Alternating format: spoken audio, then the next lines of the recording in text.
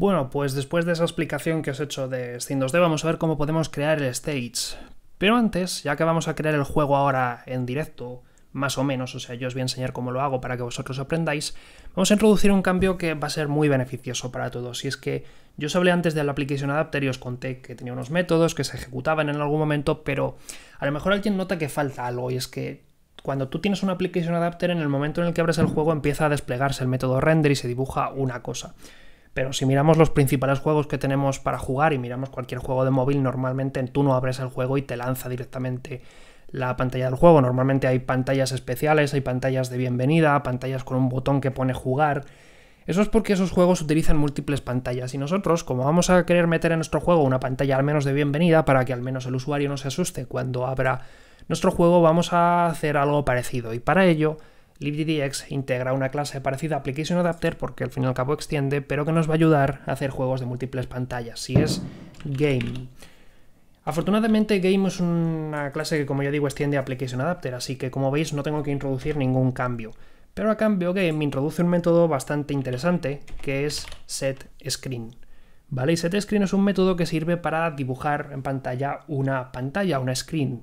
Nosotros lo que vamos a hacer es utilizar un Game y luego introducir cada una de las pantallas en objetos de tipo screen que vamos a crear. Y luego lo único que tenemos que hacer de vez en cuando es pedirle al método setScreen de la clase Game que ponga en pantalla una pantalla u otra. La única particularidad es eso, que cada una de las pantallas, por ejemplo la de opciones o la pantalla principal, tiene que ir dentro de un screen. Y luego pues nosotros de alguna conexión que tengamos que hacer pues simplemente le decimos que ponga una pantalla u otra. Entonces vamos a ver cómo crear nuestra pantalla. Y voy a crear una pantalla, por ejemplo, llamada mi pantalla. Y esa pantalla va a implementar a screen. Y en el momento en el que yo haga que implemente screen, me va a obligar a escribir una serie de métodos que realmente no hace falta que os lo enseñe mucho porque son, al fin y al cabo, los que habéis visto cuando hablé del Application Adapter. Son el resize, el render, el pause, el resume, el hide, el dispose. Realmente lo único que hace el Game es que, de hecho os lo voy a enseñar porque tiene código, es que es un application listener en el que las llamadas a dispose, pause y todo eso se delegan hacia la pantalla que en ese momento se esté representando, lo cual está bastante bien porque así es todo muy natural y ya lo tenemos conocido. La única diferencia es, en primer lugar, que render sí que acepta aquí un parámetro llamado delta, mientras que aquí, como veis, en el Application Adapter no lo aceptaba.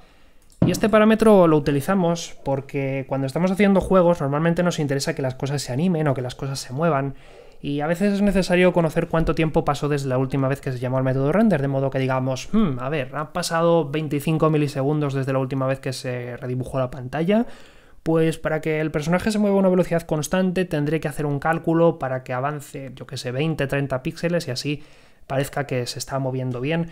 Normalmente utilizamos esto para hacer intervalos de tiempo y ya veremos que, por ejemplo, los pinchos, cuando los introduzcamos, van a depender mucho del delta. La otra diferencia, sin duda, es la existencia de un método llamado show y de un método llamado hide. Cada vez que se cambie de pantalla, la pantalla que se muestra, se invoca el método show para que se dé cuenta y pueda cargar lo suyo, y la pantalla que se deja de mostrar se le llama hide para que se dé cuenta que ya no es visible y pueda a lo mejor detener sonidos o pueda liberar algo de recursos o cualquier otra cosa. Así que a partir de ahora utilizaremos esta pantalla, pero como veis no existe ningún tipo de conexión entre la pantalla y el juego.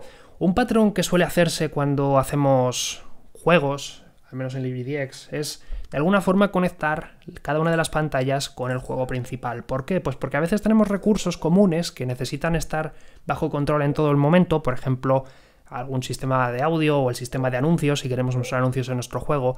Y como eso son cosas muy complejas de instanciar porque consumen recursos, normalmente lo que hacemos es instanciarlos una única vez en el juego principal, porque para eso es el juego principal y la clase principal. Pero necesitamos alguna forma de que las pantallas conozcan estos campos, así que el patrón más común que se suele utilizar cuando hacemos juegos multipantalla es conectar la clase principal con la pantalla base, por ejemplo haciendo un public mi pantalla que acepte un main game como parámetro, ¿vale? Y que se guarde, pues así como veis, como a un campo. Porque de este modo yo ahora puedo hacer game punto un montón de cosas, como mínimo .setScreen para cambiar de pantalla, punto, si tuviese algún campo aquí, por ejemplo, un gestor de texturas, que ya veremos qué es todo eso, pues podríamos obtener una textura. Entonces nos va a venir muy bien tenerlo así. De hecho, otro patrón bastante común en este mundillo es que esta clase siempre sea la clase raíz, es decir, que como esto es muy aburrido tener que estar implementando tantos métodos que a veces no vamos a utilizar, lo que solemos hacer es hacer esta clase abstracta y hacer que a partir de ahora la pantalla que queramos hacer de verdad, por ejemplo la pantalla de bienvenida, lo único que haga es extender a esta pantalla base, que la podría renombrar, por ejemplo, y cambiar el nombre por base screen, para indicar que esta es la pantalla raíz de la que todo sale, de modo que cada una de las pantallas ya tenga acceso al main game, si lo cambio por un protected, sin necesidad de reescribir este código una y otra vez, cosa que nos va a venir muy bien.